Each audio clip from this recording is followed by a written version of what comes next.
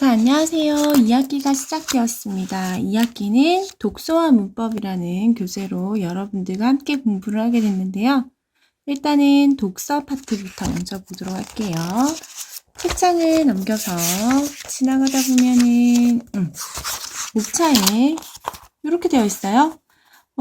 언어와 독서 중에서 언어의 본질, 언어의 특성, 언어의 사고와 사회 문화인데 오늘은 언어의 특성을 한번 보도록 하겠습니다. 자, 언어의 특성을 한번 살펴보면요. 학습 목표에 여기는 페이지 11쪽이에요. 학습 목표에 언어의 특성인 기호성, 자의성, 규칙성, 창조성, 사회성, 역사성을 탐구하고 이해한다 이렇게 되어 있죠. 지금 여기 그 줄을 그어놓은 이 6가지가 이번 단원의 가장 핵심 키워드라고 생각을 하시면 됩니다. 들어가기를 한번 보도록 할게요. 언어는 화자의 생각을 전달하는 일종의 기호입니다. 언어를 기호로 분류를 하죠. 언어의 특성을 이해하려면 실제 언어 자료에 통해서 언어에 또 나온다. 그죠? 기호성, 자의성, 규칙성, 창조성, 사회성, 역사성을 탐구해야 해요. 언어의 특성을 이해하려면 이런 6가지 성향을 파악을 해야 된다고 얘기를 하는 걸 보니 6가지 성향이 되게 중요하긴 한가 봅니다. 언어의 기호성은 하나부터 차근차근 나온다. 그죠? 언어의 기호성은 언어가 의미를 나타내는 기호임을 의미합니다. 이게 무슨 말이야? 언어가 의미를 나타내는 기호임을 의미한대. 기호성은 언어가 기호래. 어떤 기호? 의미를 나타내는 기호랍니다. 그리고 언어의 자의성은요. 두 번째 특징, 자의성 들어갑니다. 자의성은 기호로서 언어의 형식과 의미가 자의적인 관계임을 뜻한답니다. 이것도 줄거야겠는데요. 기호로서의 언어의 형식과 의미가 자의적인 관계임을 뜻한다. 자의성이 또 무슨 뜻일까요? 이것은 바로 나온다. 그죠? 표현된 형식과 전달하는 의미가 필연적인 1대1의 관계를 갖지 않는다는 것이다 라고 되어 있네요. 자, 자의성이 뭐냐면요. 자의성은 표현된 형식과 전달하는 의미가 필연적인 1대1의 관계를 갖지 않는다는 것이다. 이렇게 얘기를 하는 거죠. 예를 들면 강아지가 짖는 소리를 우리나라에서 뭐라고 해요? 멍멍이라고 한다고요. 그런데 영어에서는 어떻게 하더라? 그렇지, 바우와우라고 얘기를 하잖아요. 굳이 일치를 할 필요가 없다고요. 우리나라에서는 나무라고 하지만 영어에서는 뭐라고 한다고요?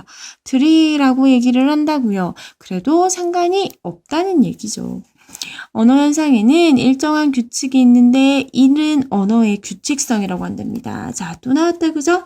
이번에는 언어의 규칙성에 대해서 얘기를 하네요. 짚고 넘어가면 언어의 자의성은 형식과 의미가 자의적이다. 그러니까 꼭 이렇게 우리나라에서 멍멍한다고 다른 나라에서도 멍멍할 필요가 없다라는 얘기를 합니다. 규칙성을 볼게요.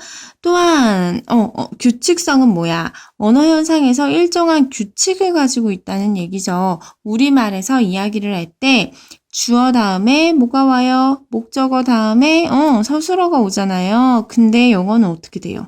영어에서 보면요. 주어 다음에 뭐가 와요? 서술어가 오고요. 그 다음에 목적어 등등이 오게 되지요. 우리나라는 이 순서대로 해야 되는데 여기는 이렇게 순서대로 가는 거. 이거 규칙성이라고 볼 수 있습니다. 또 어떤 것들이 있어요? 띄어쓰기도 규칙성이라고 이야기할 수 있고요. 쉼표나 마침표 이런 것들도 규칙성으로 볼 수 있어요. 또한 제한된 의문이나 단어를 가지고 무한한 문장을 만들어서 사용할 수 있다. 이건 뭐야? 언어의 창조성. 이건 말이 쉬우니까 창조를 하니까 창조성. 언어의 사회성은 언어의 사회성. 사회성이 뭔데? 다른 사람들과 어울려서 지내는 성향을 사회성이라고 하잖아요. 한 개인의 마음대로 말을 바꾸어서 사용을 할 수 없다는 것을 얘기를 합니다. 언어를 사용하는 사회 구성원들이 일정한 형태의 특정한 의미를 부여하기로 약속한 공동체의 산물이기 때문이에요. 그래서 개인이 마음대로 바꾸면 안 돼요. 언어는 시간의 흐름에 따라서 생성, 변화, 소멸을 하는데 이러한 것들을 언어에 뭐라고 한다고요? 역사성이라고 한답니다. 흐름에 따라 생성, 변화, 소멸하는 것을 역사성이라고 한다고요. 언어가 가지고 있는 특성에 대해서 탐구를 하고 배워보도록 하겠습니다. 자, 여기까지 먼저 보시면 가장 핵심적인 키워드가 하나, 동그라미 할까? 둘, 그 다음에 셋, 그 다음에 넷, 그 다음에 다섯, 그 다음에 뭐야? 여섯. 이렇게 6가지로 나누어짐을 알 수 있네요.